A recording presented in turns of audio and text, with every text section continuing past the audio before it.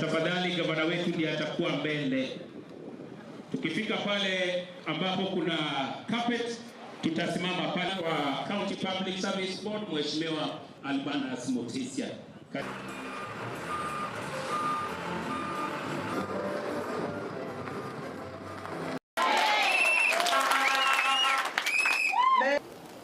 My agenda to progressively build a strong and efficient road network has remained firmly on the course for the past 3 years despite the underlying challenges. I am proud to unveil 10 brand new graders,